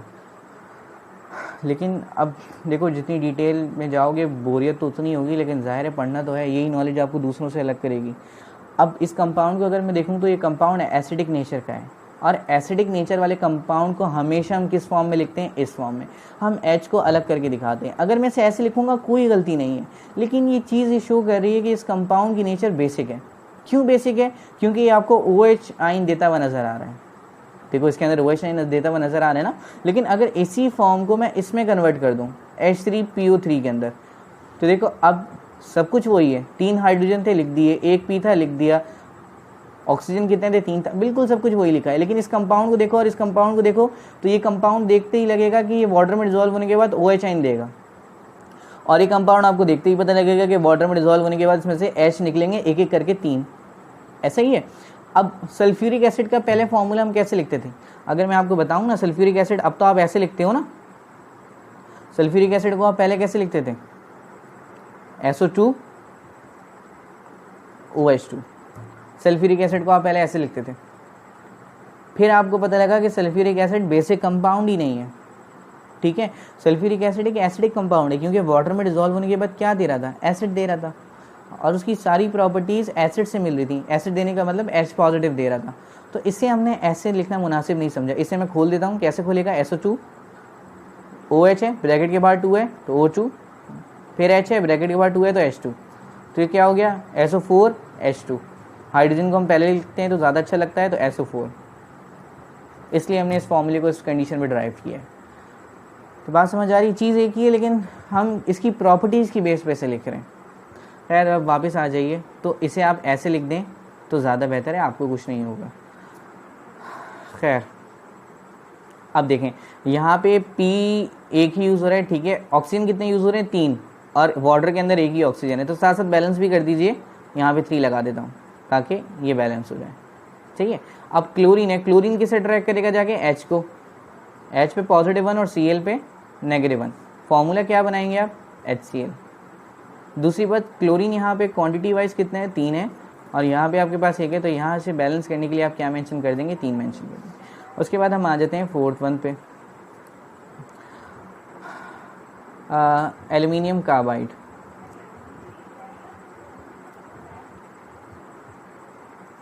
ठीक है, अगर मैं आपसे एल्युमिनियम कार्बाइड की बात करूं तो एल्युमिनियम को हम शो करते हैं Al से। चार्ज कितना होता है एल्युमिनियम पे, 3 पॉजिटिव, थर्ड ग्रुप का एलिमेंट है। कार्बन की अगर हम बात करें तो कार्बन पे +4 भी होता है, -4 भी होता है। मेटल से मिल रहा है इसलिए -4 होगा, क्योंकि मेटल से मिलता है तो मेटल्स वीक होते हैं, ये स्ट्रॉन्ग है। Al3 पॉजिटिव और C4, अगर आप इसे क्रॉस करवा दें तो फॉर्मूला क्या बनेगा, Al4C3। ये आपकी याद रखने की, ये आपके रफ वर्क था तो इसे मैंने कैंसिल कर दिया। हाइड्रोजन की सोर्स अगेन आप क्या यूज़ कर रहे हैं, वाटर। इसमें आपको पता है H पे +1 और OH पे -1, क्योंकि इस पे +3 है, नेगेटिव चार्ज है, किससे अट्रैक्ट करेगा जाके, OH को, और ये किससे अट्रैक्ट करेगा जाके, H पॉजिटिव को। अच्छा देखें, यहाँ पे भी हाइड्रोक्साइड ही बनेगा, यहाँ पे भी OH ही बनेगा, लेकिन अगर कोई ऐसा रिएक्शन है जिसमें एल्यूमिनियम हाइड्रोक्साइड बन रहा है और आप उस रिएक्शन को हीट भी कर रहे हैं, तो क्योंकि एल्यूमिनियम हाइड्रोक्साइड, अगर मैं फार्मूला बना के दिखाऊं, Al3 पॉजिटिव OH -1, ठीक है। फार्मूला बना दीजिए, क्या फार्मूला बनेगा, AlOH3। ये कंपाउंड थर्मली अनस्टेबल है। थर्मली अनस्टेबल का मतलब है अगर आप कंटेनर के अंदर हीट प्रोवाइड कर रहे हैं, कंटेनर को आप हीट कर रहे हैं, तो ये कंपाउंड अगर बन भी रहा है तो ये कंपाउंड डिकम्पोज हो जाएगा। और ये कंपाउंड डिकम्पोज किसके अंदर होता है, एल्यूमिनियम ऑक्साइड के अंदर, ठीक है। एल्यूमिनियम ऑक्साइड का फॉर्मूला भी बना के देख लेते हैं। Al पे 3 पॉजिटिव चार्ज होता है, ऑक्सीजन पे आपको पता है 2-, फॉर्मूला क्या बनेगा, Al2O3। तो बनेगा तो यहाँ भी एल्यूमिनियम हाइड्रोक्साइड ही, लेकिन हमारे सिलेबस में ये स्टेप इंक्लूड नहीं है, तो यहाँ भी पहले एल्यूमिनियम हाइड्रोक्साइड बनना था, ठीक है। लेकिन क्योंकि हम साथ साथ रिएक्शन में हीट भी कर रहे हैं तो इसलिए एल्यूमिनियम हाइड्रोक्साइड नहीं लिख रहे, डायरेक्ट हम कहाँ लिख रहे हैं, एल्यूमिनियम ऑक्साइड के ऊपर। हाइड्रोक्साइड आप इसलिए नहीं बना रहे क्योंकि इस रिएक्शन में हम हीट कर रहे हैं और एल्यूमिनियम हाइड्रोक्साइड थर्मली अनस्टेबल होता है। तो जब आप बनना हाइड्रोक्साइड ही चाहिए था, लेकिन बनेगा क्या, एल्यूमिनियम ऑक्साइड। और फार्मूला क्या होता है एल्यूमिनियम ऑक्साइड का, 3 पॉजिटिव O पे 2-, फार्मूला बना दीजिए Al2O3, ठीक है। एल्यूमिनियम यहाँ पे देखिए 4 हैं, यहाँ पे 2 हैं, तो साथ साथ इसे बैलेंस भी कर दीजिए। यहाँ पे मैं 2 मेंशन कर दूंगा तो देखिए ये भी 4 हो गए, ठीक है। प्लस आपके पास कार्बन की अगर हम बात करें तो कार्बन किससे मिलेगा जाके, H के साथ। कार्बन पे आपको पता है -4, हाइड्रोजन पे +1। जब फार्मूला बनाएंगे तो क्या बनेगा, इसका चार्ज इसके ऊपर, इसका इसके ऊपर, तो फार्मूला बनेगा CH4। अब कार्बन यहाँ पे कितने हैं, 3 हैं, तो यहाँ पे आप 3 मेंशन कर दीजिए, ठीक है।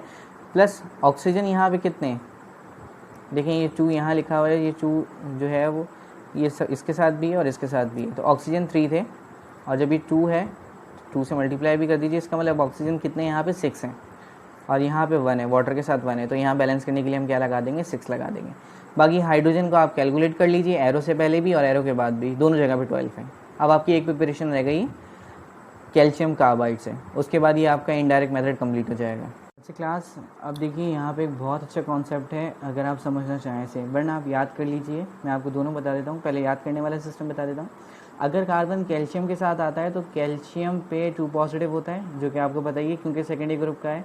और कार्बन पे कितना चार्ज होता है, कार्बन पे -1 चार्ज होता है, ठीक है। अगर आप चाहें तो आप ऐसे कर लें, इसे कोई इशू नहीं है। अच्छा, फ़िलहाल अगर हम बात करें ऐसा होता क्यों है, देखो अगर मैं आपसे कहता हूँ कि कार्बन अगर कार्बन एक और कार्बन से जुड़ जाए, कार्बन की वैलेंसी कितनी होती है 4, ऐसे ही कार्बन की 4 वैलेंसी होती है। अभी आपने पढ़ा ना 4th ग्रुप का, तो वैलेंसी 4 होती है, पॉजिटिव 4 या नेगेटिव 4। अब इस पॉजिटिव 4 या नेगेटिव 4 का मतलब क्या है, ये 4 बॉन्ड बनाएगा। एक कार्बन कितने बॉन्ड बनाता है, 4 बॉन्ड बनाता है। बिलफर्ज इस कार्बन को किसी से बॉन्ड बनाने थे 4, लेकिन इसने अपने आप से एक बॉन्ड बना लिया। जब कार्बन कार्बन अपने आप से एक बॉन्ड बना लेगा तो बनाने कितने थे दोनों को, 4 बॉन्ड बनाने थे, लेकिन अब कितने बनाने, 3। इसे भी कितने बनाने, 3। बात समझ आ रही है। जब भी कार्बन एक और कार्बन के साथ सिंगल बॉन्ड बना लेता है तो अब उसको किसी और के साथ 4 बॉन्ड बनाने की ज़रूरत नहीं पड़ती, क्योंकि एक बॉन्ड तो वो बना चुका है। इसका मतलब अब किसी और के साथ वो एक बॉन्ड बनाएगा, 3 बॉन्ड बनाएगा। इसका मतलब दोनों कार्बन, एक कार्बन पे मिला के कितनी वैलेंसी हुई, -3, ठीक है। और दोनों कार्बन पे मिला के कितनी हो भाई, एक कार्बन पे -3 है, दूसरे कार्बन पे भी -3 है, तो C2 की अगर मैं बात करूँ तो C2 पे क्या होगा, -6। C2 इसलिए लिख रहा हूँ क्योंकि C2 के बगैर ये पॉसिबल नहीं है, क्योंकि 2 कार्बन होंगे जब भी तो आपस में बॉन्ड बनेगा। एक कार्बन तो बॉन्ड ही नहीं बना सकता, 2 कार्बन होंगे तो आपस में बॉन्ड बनेगा कार्बन का। तो जब भी सिंगल बॉन्ड होता है तो C2 पे -6 चार्ज होता है, याद रखिएगा इस बात को, ठीक है। आगे चलते हैं। अगर कार्बन अपने ही जैसे कार्बन के साथ 2 बॉन्ड बना रहे, पहले हमने पढ़ा कि एक बॉन्ड बना रहा है, अब 2 बॉन्ड अगर मैं बनवा देता हूँ तो 2 बॉन्ड, क्योंकि बनाने 4 थे, 2 ये पहले से ही अपने के साथ ही बना चुका है, तो बाहर वालों से कितने बॉन्ड बनाएगा, 2। इस तरह से ये भी कितने बनाएगा, 2 बॉन्ड बनाएगा। इसका मतलब देख रहे हो कार्बन की वैलेंसी रिड्यूस हो रही है, तो एक कार्बन पे कितना चार्ज होगा, -2। इस तरह से 2 कार्बन पे कितना चार्ज होगा, -4। अगर इसी तरह से मैं आपसे एक और केस की बात करूं कि कार्बन अपने ही जैसे कार्बन के साथ 3 बॉन्ड बना ले, तो बनाने कितने चाहिए थे, 4, टोटल 4 बनाने हैं इसको, 3 ही अपने के साथ ही बना चुका है, तो बाहर वाले के साथ कितने बनाएगा, जाहिर है 1 बनाएगा, और ये वाला कार्बन भी 1 बनाएगा। इसका मतलब अब कार्बन पे वैलेंसी कितनी हो गई, 1, और यहाँ पे कार्बन की वैलेंसी कितनी हो गई, C2 पे कितनी हो गई, -2। फिर अगर एक कार्बन पे -1 है तो 2 कार्बन पे कितनी होगी, -2 होगी। इसी देख रहे हो कार्बन की वैलेंसी फ्लक्चुएट कर रही है। इसी वजह से organic compounds variety of nature के होते हैं, सिर्फ इस कार्बन की कैटिनेशन प्रॉपर्टी की वजह से। अच्छा, ये भी मैंने बता दिया तो बता ही देता हूँ। अगर कोई एलिमेंट अपने ही जैसे एलिमेंट के साथ, सेम एलिमेंट के साथ, मतलब कार्बन है तो कार्बन कार्बन के साथ अगर बॉन्डिंग कर सकता है, इफ बॉन्डिंग इज पॉसिबल, तो आप इस प्रॉपर्टी को किसका नाम देते हो, कैटिनेशन, ठीक है। इस प्रॉपर्टी को आप किसका नाम देते हो, कैटिनेशन। ये देखो कार्बन अपने ही जैसे के साथ बॉन्ड बना रहा है, बॉन्ड बना रहा है, बॉन्ड बना रहा है, तो जब कोई एलिमेंट अपने ही जैसे एलिमेंट के साथ बॉन्ड बनाने की प्रॉपर्टी रखता है तो इस प्रॉपर्टी को हम कहते हैं कैटिनेशन, कैटिनेशन प्रॉपर्टी। चलो खैर हम इक्वेशन पे आ जाते हैं। अगर मैं अब आपसे बात करूं कैल्शियम कार्बाइड की,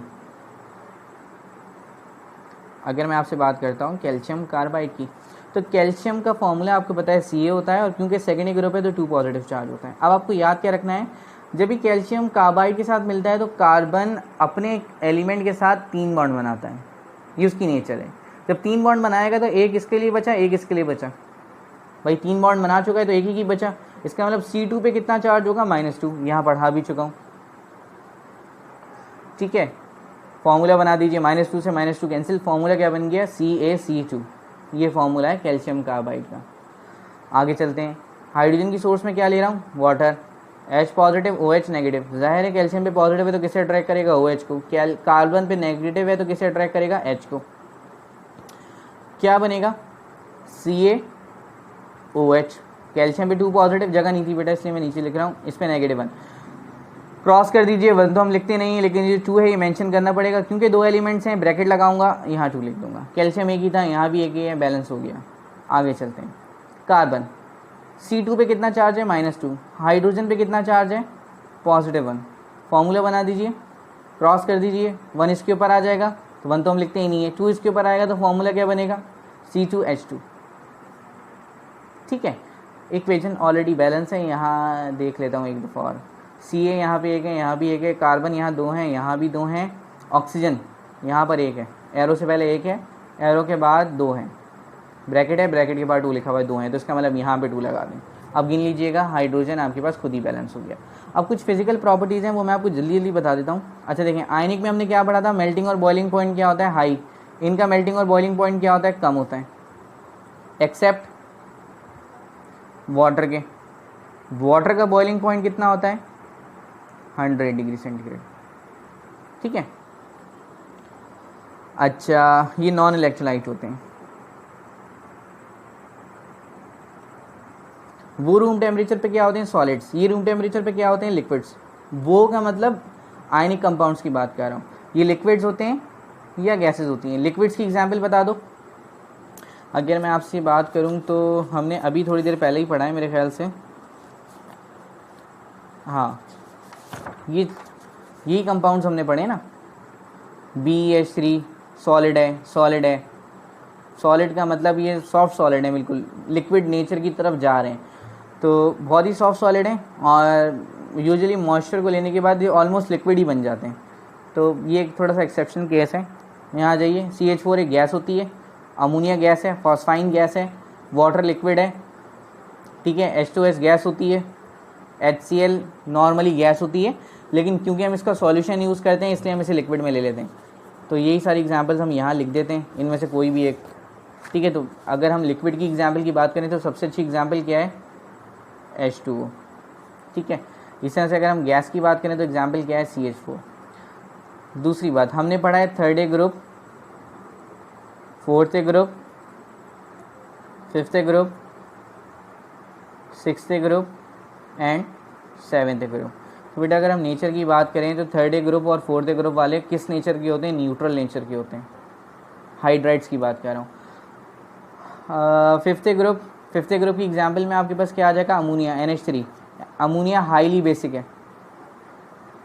इसके अलावा अगर हम 6th ग्रुप की और 7th ग्रुप की बात करें, 7th ग्रुप में से कौन आ जाएगा, क्लोरीन, मतलब HCl आपको पता है कौन सी नेचर का है, एसिडिक नेचर का है, तो ये क्या होते हैं, एसिडिक नेचर के होते हैं। लेकिन 6th ग्रुप में एक और एलिमेंट आता है ऑक्सीजन, जिसकी वजह से क्या बनता है, वाटर। तो 6th ग्रुप वाले और 7th ग्रुप वाले एसिडिक होते हैं, किसको छोड़ के, वाटर को। तो वाटर आपके पास एसिडिक नहीं है, बाकी सारे आपके पास क्या है, एसिडिक है। तो यहाँ मैं लिख रहा हूँ एक्सेप्ट वाटर, ठीक है। अब यहाँ पे आपके पास कोवेलेंट हाइड्राइड्स खत्म हो गए, अब हम शुरू कर लेते हैं कॉम्प्लेक्स हाइड्राइड्स से। देखिए बेटा, ये एग्जाम्पल है 5वीं टाइप पढ़ रहे हैं हम हाइड्राइड्स की। तो कॉम्प्लेक्स हाइड्राइड्स क्या होते हैं, ठीक है। अगर हम आयनिक हाइड्राइड्स को कंबाइन कर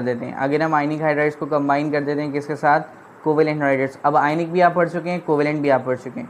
अगर हम आयनिक हाइड्राइड्स को कंबाइन कर देते हैं कोवेलेंट हाइड्राइड्स के साथ, और आयनिक हाइड्राइड्स में आपको पता है 2 आते हैं, एक 1st ग्रुप और एक 2nd ग्रुप, जिस दिन पढ़ाया था उस दिन बताया था। इसी तरह से कोवेलेंट के अंदर आपको पता है 7 आते हैं, 3rd group, 4th group, 5th group, इसी तरह से 6th ग्रुप और 7th ग्रुप। यही पढ़ाए थे 5 पढ़ाए थे। अब आपको याद क्या रखना है कि आयनिक हाइड्राइड में से आपने किसे उठाना है, 1st ग्रुप को, ठीक है। कन्फाइन कर दिया है मैंने, आपने 1st ग्रुप को उठाना है, और कोवेलेंट हाइड्राइड्स के अंदर से आपने किसे करना है, 3rd ग्रुप को। इन दोनों को आप कंबाइन कर दें। अब 1st ग्रुप की एग्जांपल्स आपने क्या पढ़ी हैं, सोडियम हाइड्राइड, लिथियम हाइड्राइड, अगर आपको याद हो, पोटेशियम हाइड्राइड, रुबिडियम, सीजियम, ठीक है। और 3rd ग्रुप में से आपने हाइड्राइड्स अभी पढ़ाए हैं, BH3 और AlH3, अभी तो पढ़ाएं ये दोनों हाइड्राइड्स, ठीक है। अब आप इन दोनों को कंबाइन कर दीजिए। जब आप इन दोनों को कंबाइन कर देंगे तो क्या बनेगा, Na, उसके बाद क्या है B, NaBH, कितने, 3 एक ये रहा और एक ये रहा, 4, NaBH4। इस तरह से Li, Al, H3 और एक H4। अच्छा, ज़रूरी नहीं है कि सोडियम का रिएक्शन बोरॉन से ही कराना है, भाई इसका इससे करा दो, इसका इससे करा दो, बस एक 1st ग्रुप से एलिमेंट लेना है और एक 3rd ग्रुप से एलिमेंट लेना है, तो आपके पास क्या फॉर्म हो जाएगा, कॉम्प्लेक्स हाइड्राइड। तो ये कॉम्प्लेक्स हाइड्राइड है। कॉम्प्लेक्स हाइड्राइड की प्रॉपर्टीज़ को अगर हम देखें तो कॉम्प्लेक्स हाइड्राइड आपके पास क्या होते हैं, वाटर सॉल्युबल होते हैं, इसका मतलब ईजिली पानी में हल हो जाते हैं, ठीक है। दूसरी बात, थर्मली स्टेबल होते हैं। थर्मली स्टेबल होने का मतलब है अगर इन पर हम हीट अप्लाई करें तो इनका स्ट्रक्चर चेंज नहीं होता, तो ये रिएक्शन करना स्टार्ट नहीं कर देते। कहाँ तक स्टेबल हैं, up to 300 degree centigrade. 300 degree centigrade तक तो स्टेबल रहते हैं। 300 डिग्री सेंटीग्रेड से ज़्यादा टेम्परेचर दोगे अभी रिएक्शन स्टार्ट कर देंगे। और दूसरी बात, कलर क्या होता है, इनका वाइट होता है। अच्छा याद रखिएगा, केमिस्ट्री के अंदर वाइट कलर और कलरलेस एक ही चीज़ है, जबकि कलरलेस और वाइट अलग अलग हैं। कलरलेस का मतलब है वो चीज़ ट्रांसपेरेंट है, ठीक है, और वाइट का मतलब क्या है, वाइट का मतलब तो आपने देखा ही है वाइट कलर कैसा होता है। तो केमिस्ट्री के अंदर वाइट कोई वर्ड नहीं है, ठीक है, याद रखिएगा, केमिस्ट्री के अंदर वाइट का कोई कॉन्सेप्ट नहीं है, वाइट को हम कलरलेस ही कहते हैं। केमिस्ट्री के अंदर कलरलेस का मतलब दोनों होते हैं, ट्रांसपेरेंट भी और वाइट कलर भी, तो ये दोनों कलरलेस की डोमेन में ही आ जाते हैं। अब हमारे पास एक केमिकल प्रॉपर्टी है कि what happen when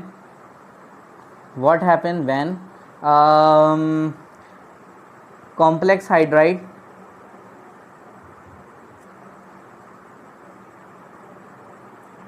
reacts with water, ठीक है। क्या होगा जब कॉम्प्लेक्स हाइड्राइड किससे रिएक्शन करेगा, वाटर से रिएक्शन करेगा। तो कॉम्प्लेक्स हाइड्राइड की एग्जांपल ले लेते हैं, अभी हमने दो पढ़ी हैं, जैसे LiAH AlH4, इसका रिएक्शन करा देते हैं वाटर। वाटर हम आपको पता है हम ऐसे लिखते हैं, H पे +1, OH पे -1, Li फर्स्ट ए ग्रुप का है तो +1, Al थर्ड ए ग्रुप का है 3 पॉजिटिव, हाइड्रोजन पे जाहिर है नेगेटिव होगा क्योंकि इन दोनों पे पॉजिटिव है। अब मुझे बताइए Li किससे अट्रैक्ट करेगा, OH को, है ना, क्योंकि पॉजिटिव है, इस पे नेगेटिव है। Al भी किससे अट्रैक्ट करेगा, OH को, क्योंकि Al पे भी पॉजिटिव है, OH पे नेगेटिव है। इस तरह से H किससे अट्रैक्ट करेगा, H को, क्योंकि यहाँ पे नेगेटिव है, यहाँ पे पॉजिटिव है। तो ज़रा Li का रिएक्शन करा देते हैं OH के साथ, +1 -1 कैंसिल हो गया, फॉर्मूला यही बनेगा। सेकंड Al, तो जब Al का मैं रिएक्शन कराऊंगा OH के साथ, तो इसमें पता है -1 होता है, इस पर पता है 3 पॉजिटिव होता है। फॉर्मूला क्या बनेगा, इसका चार्ज इसके ऊपर, इसका चार्ज इसके ऊपर, साथ साथ कैलकुलेट भी कर लीजिए। ऑक्सीजन कितने हैं, 1, यहाँ देखिए ऑक्सीजन कितने हैं, 3, ब्रैकेट के बाहर 3 लिखा है ना, ऑक्सीजन यहाँ पे 3 है, तो 1 + 3 4 हो गए। यहाँ पे ऑक्सीजन एक ही है, बैलेंस करने के लिए 4 लगा दीजिए। अब रही बात यहाँ पे, इसे किससे मिल रहा था, H से। यहाँ पे कितने हाइड्रोजन है, 4, यहाँ पे कितने हाइड्रोजन है, 4, तो लिखोगे कैसे, 4 हाइड्रोजन्स को कैसे लिखते हो, सॉरी 4 ये रहे 4 ये रहे, 8 हो गए। 8 हाइड्रोजन्स को हम कैसे लिखेंगे, 8 हाइड्रोजन्स को हम ऐसे लिखते हैं 4H2, 4 को 2 से मल्टीप्लाई करेंगे तो 8 हो जाएंगे। यहाँ पे कॉम्प्लेक्स हाइड्राइड कंप्लीट हो गया। अब आपकी एक आखिरी क्लास है चैप्टर की संडे वाले दिन, उसमें मैं आपको पोजीशन ऑफ हाइड्रोजन पढ़ाऊंगा और साथ में मेटालिक हाइड्राइड पढ़ाऊंगा। मेटालिक हाइड्राइड के अंदर कोई इक्वेशन नहीं है तो मैं आपको आसानी से पढ़ा दूंगा स्लाइड के ऊपर, और पोजीशन ऑफ हाइड्राइड वाला टॉपिक भी मैं आपको स्लाइड पे पढ़ाऊंगा। तो संडे को हम इस चैप्टर को वाइंड अप कर देंगे।